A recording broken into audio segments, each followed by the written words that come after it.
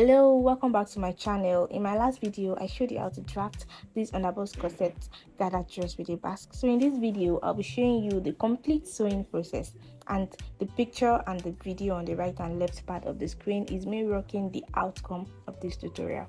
So please don't forget to like this video, and if you are new to this channel, please subscribe to my channel. So let's get right into the tutorial.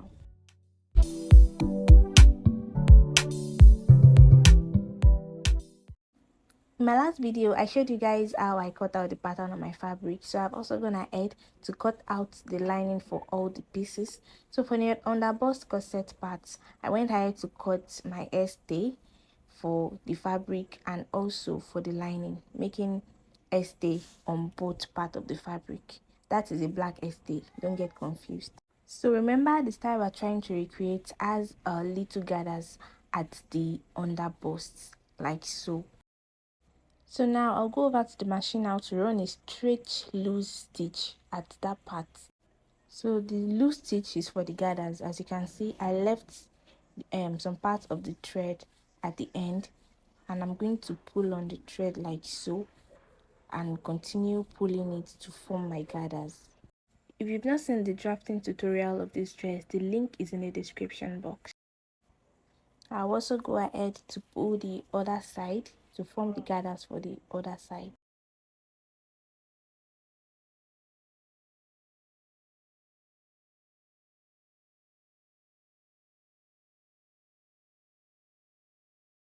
So this is how the gathers is looking after centralizing it well. So I'm just going to go ahead to notch that middle part. So I'm going to place it on my underbust corset part like so. So I'm going to go over to the machine now to stitch that part down. So for the lining, I'm going to repeat everything I've done on the actual fabric for the lining. So this is how our dress is looking. Our dress is coming up already. So now I'm going to place the lining on the actual fabric, right side facing right side. So I'm going to go over to the machine to stitch that neck area.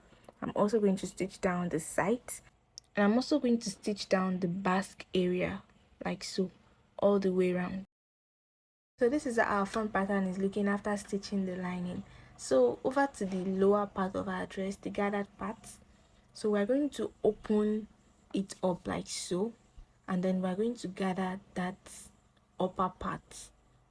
After gathering it, is going to form the basque, and it's going to fit into that basque area. So I'm just going to go to the machine now to run a loose straight stitch at that upper part. So this is how it's looking after running the stitches. As you can see, the excess thread at the end of the fabric, so I'm just going to pull on the thread like so to form the gathers. So this is the outcome of our lower parts after gathering. You can see it's forming the basque shape already. So the next thing we're going to do is to fit in the upper basque area into this lower basque curve like so. So I'm going to go ahead and use my needle and thread to stitch on it. So I'm going to use my needle and thread to stitch that part down neatly, and that thread part will be covered with our beads, so do not worry that your thread is showing. So you stitch it down neatly like so. So now for the back pieces, I'm going to open it up like so, and I'm going to go ahead and stitch my lining on both.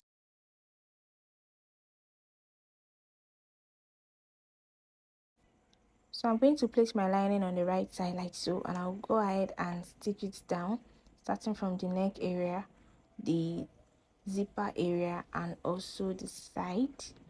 And I also go ahead to stitch the basque area too, and I will do the same for the second part of the back piece. So this is our back pieces after stitching the lining neatly.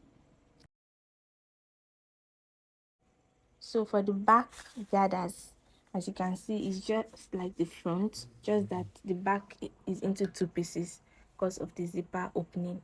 So now I'm just going to go ahead and make gathers on the fabric, on the African print, like so, and it also fits into that basque just like we did for the front. So this is how our gathers is looking like. As you can see, it has formed the back basque already. So I'm just going to place the upper bodies on the gathers like so and fit it in, and also go ahead and use my needle and thread. So these are my back pieces after stitching the upper and the lower parts with my needle and thread. As you can see, it is very neat. So now I'm just going to place the front pattern on the back pattern. I'm just going to place them on each other, right side facing right side. We want to go ahead to join our shoulder together. So I'm going to open up the shoulder parts like so for both, and then I'm going to fold it together like so. Please pay attention in case my explanation is not doing justice. I'm just going to fold it and then I'm going to stitch it down. I'm also going to do that for the other part. So this is how it is looking. As you can see, the stitches are inside and not outside on the shoulder. So now I'm just going to go ahead and stitch down the side. So if you want your gown to have pockets, you just, from that part to where I stopped, you can just leave that place open for your pockets, and then you attach your pocket. But I don't want any pockets. I'll just go ahead and stitch it all the way down for both sides. So this is how our dress is looking after stitching both sides. So now I'm just going to go ahead to close the back part. I'm going to stitch down the lower part, the Ankara fabric, and then at the upper part here, I'm going to go ahead to stitch my zipper. So this is how our dress is looking after stitching the zipper.